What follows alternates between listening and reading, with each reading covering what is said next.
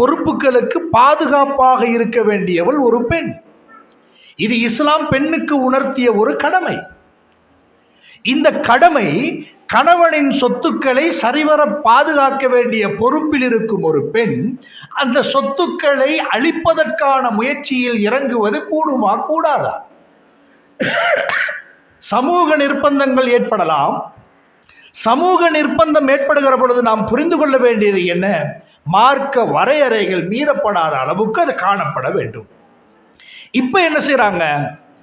இந்த தன்னை அலங்கரித்துக் கொள்ளவில்லை என்றால் அவர்களுடைய மனதுக்குள்ளால ஒரு கில்ட்டி ஏற்படுது, அதாவது ஒரு தாழ்வு சிக்கல் ஏற்படுது. நான் அழகில்லை, அவங்க அழகா இருக்கிறாங்க. இது பொதுவாக பெண்களுக்குள்ள இருக்கிற ஒரு பழக்கம்.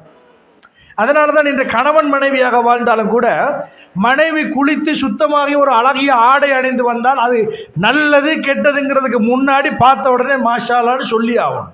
அப்படி சொல்லலண்டா நாங்கள் போடுற எதுவுமே உங்களுக்கு நல்லது இல்லை தான் இப்படின்ற ஒரு சின்ன ஆரம்பித்து அது எங்கேயோ போயிடும். சொல்ல வருவது என்னவென்றால், அவர்களுக்குள்ளால இந்த இயற்கையாகவே தன்னுடைய அழகை புகழ வேண்டும் என்கிற ஒரு எதிர்பார்ப்பு பெண்களுக்குள்ளால் இருக்கிறது. இந்த எதிர்பார்ப்பை அவர்கள் கணவனிடம் எதிர்பார்ப்பதில் தவறு கிடையாது. அதை அவர்கள் எங்கே எதிர்பார்க்கிறார்கள் தெரியுமா? பிறரிடம் எதிர்பார்க்கிறார்கள். பிறரிடம் எதிர்பார்க்கிற பொழுது ஒன்றை புரிந்து கொள்ள வேண்டும். என்ன தெரியுமா? நான் அழகில்லை என்கிற உணர்வை உங்களுக்கு தந்தது எது? பெண்களை நீங்கள் புரிந்து கொள்ளுங்கள். அல்லாஹ் குர்ஆனில் மனிதனை அழகாகவே படைத்திருக்கிறோம் என்று சொல்லுகிறான். லகத் ஹலக்னல் இன்சான ஃபீ அஹ்ஸனி தக்வீம். சரியான நேர்த்தியான முறையில் படைத்திருக்கிறோம். உங்களை நீங்கள் அழகின்மை என்று நீங்கள் சொல்லுவதாக இருந்தால் நீங்கள் அல்லாஹ்வை குறை காண்கிறீர்கள் என்று அர்த்தம். அடுத்தவர்களை பார்த்து உங்களை நீங்கள் அழகாக்க முயற்சிக்க வேண்டாம். உங்களின் அழகை நீங்கள் அதிகப்படுத்திக் கொள்ள ஈமானியத்தை உள்ளத்தில் சுமந்து கொள்ள வேண்டும் என்று இஸ்லாம் சொல்லித் தருகிறது.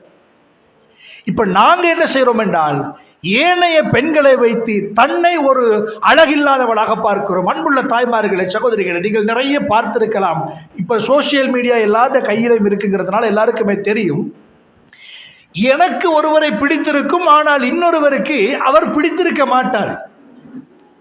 யாராக இருந்தாலும் அப்படித்தான். சிலருக்கு வெள்ளண்டா பிடிக்கும், சிலருக்கு கருப்புண்டா பிடிக்கும்.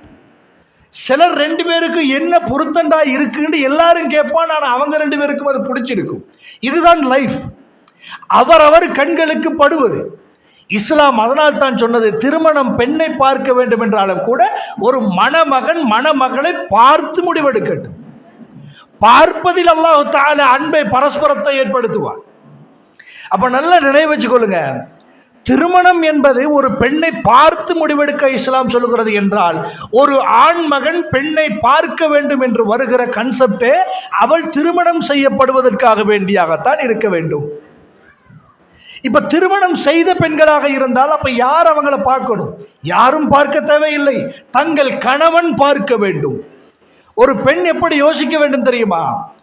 என்னை ஒரு அழகிய பொருளாக என் கணவரிடம் ஒப்படைத்திருக்கிற பொழுது அவன் என்னை பாதுகாப்பதற்கான பொருளாக நான் இருக்கிறேனா? இல்லை என்றால் அந்த பொருளாக நான் என்னை எப்படி மாற்றிக்கொள்வது? ரசூலுல்லாஹ் அடையாளப்படுத்தினார்கள். நீங்கள் உங்களை சீவி சிங்காரித்துக் கொண்டு புதுமண பெண்ணாக உட்காருங்கள். புதுமண பெண் என்பது என்ன? திருமணம் முடிப்பதற்காக காத்திருக்கிற ஒரு பெண். அவர்களை அலங்கரித்துக் கொண்டிருப்பார்கள். ஒவ்வொரு நாளும் கணவனுடைய பார்வைக்கு அவர்கள் விதவிதமாக அழகாக காட்சியளிக்க வேண்டும். நாம் அதை செய்யவில்லை. யாரோ ஒரு பெண்ணை பார்த்து யாரோ ஒருவர் என்னை பார்க்க வேண்டும் என்பதற்காக நான் என்னில் அழகு இல்லை என்கிற ஒரு குறையை நானாக சுமந்து கொண்டு வாழக்கூடிய ஒரு நிலைமையை பார்க்கிறோம். இன்னும் ஒரு சில பெண்கள் என்ன தெரியுமா? தங்கள்கிட்ட இருக்கிற சில இயற்கையான குறைபாடுகள் இருக்கும். உதாரணமாக, சில பருவ வயது அடைகிற நேரம் வரக்கூடிய பருக்களாக இருக்கலாம், முகத்தில் இருக்கிற சில வடுக்களாக இருக்கலாம். இதை மறைக்கணும் என்றதுக்காக வேண்டி செய்யக்கூடிய அலங்காரங்கள். இதெல்லாம் பெரிய அளவுக்கு பாதிப்பு கொடுக்கிறது இல்லை. இது எல்லாம் என்ன செய்யும் என்றால், நீங்கள் உங்களுக்குள்ளேயே இருக்கிற பொழுது கூட உங்களை ஒரு அசிங்கமானவர்களாக உங்களுக்கே உணர்த்தக்கூடிய ஒரு செயலாக மாறிவிடுகிறது. அன்புள்ள தாய்மார்களே, சகோதரிகளே, நான் எதற்காக இதை சொல்லிக் கொண்டிருக்கிறேன் என்றால், நீங்கள் அலங்காரமே செய்யக்கூடாது என்பதற்காக இல்லை. அடுத்தவர்களை பார்த்து உங்களை நீங்கள் மதிப்பிட வேண்டாம். ஏனென்றால் இஸ்லாம் உங்களுக்கு இயற்கையாகவே பெரும் மதிப்பை தந்திருக்கிறது. அந்த மதிப்பை நீங்கள் புரிந்து கொள்ளுங்கள். நீங்கள் பாதுகாக்கப்பட வேண்டியவர்கள் என்பதனால்தான், உங்களை பொத்தி பொத்தி வளர்க்க வேண்டும் என்பதற்காகத்தான் இஸ்லாம் ஆண்களுக்கு அந்த கடமையை கொடுத்திருக்கிறது. எப்படி கொடுத்திருக்கிறது தெரியுமா? ஒரு பெண் மஹரம் இல்லாமல் பயணிக்க கூடாது. யோசிச்சு பாருங்க, ஒரு கோல்டு அல்லது ஒரு முத்து அதனுடைய ஓனர் இல்லாம பயணம் போனா அந்த ஓனர் என்ன யோசிப்பான்? இன்னும் மாத்திடுவானோ, டூப்ளிகேட் கொண்டு வருவானோ, அதுல ஏதாவது அநியாயம் செஞ்சிருவானோ, உண்மையிலே இது வித்த பொருள் எவ்வளவா இருக்குமோ, இவன் கூடுதலான விலைக்கு வித்திருப்பானோ. அந்த ஓனரை கொண்டு போனால் இந்த பிரச்சனை எதுவுமே வராது இல்லையா? இஸ்லாம் ஒரு பெண்ணை தன் ஓனரோடு பயணிக்க சொல்கிறது. உன் மஹரமியத்தான ஆண்களோடு பயணித்துக் கொள் என்று சொல்கிறது. இருக்கும் வீட்டில் உள்ளவர்களுக்கும் சந்தேகம் வராமல், யாரும் உன்னை தவறாக நடத்தி விடாமல் பாதுகாப்பதற்கு இஸ்லாம் உனக்கு போட்டிருக்கும் வேலிதான் உன்னுடைய பாதுகாப்பு. அந்த பாதுகாப்பை இஸ்லாம் உனக்கு இப்படித்தான் சொல்லித் தருகிறது. பாதுகாப்பு இல்லாமல் இருந்தார்கள் என்று ஜாகிலிய பெண்களை சொன்னமே, இஸ்லாம் அதையும் சொல்கிறது. அவர்கள் தங்களை வெளிப்படுத்திக் கொண்டு பாதையோரங்களில் திருந்தது போன்று, வீடுகளை விட்டும் வெளியிறங்கி சென்றது போன்று நீங்கள் செல்ல வேண்டாம். அப்ப புரிந்து கொள்ள வேண்டியது என்ன? அப்படி தங்களுடைய வீடுகளை விட்டு வெளிக்கிளம்பி செல்லும் பெண்களாக அலங்கரிக்காமல், தங்களுடைய வீட்டு இஸ்லாமிய சூழலை மறந்து வாழக்கூடிய பெண்களாக நீங்கள் பாதையில் இறங்குவீர்களாக இருந்தால், உங்களுக்கு இஸ்லாம் சொல்லுகிறது ஜாகிலிய பெண்களின் நிலைமை வந்தடையும் என்பதை இஸ்லாம் எச்சரிக்கிறது.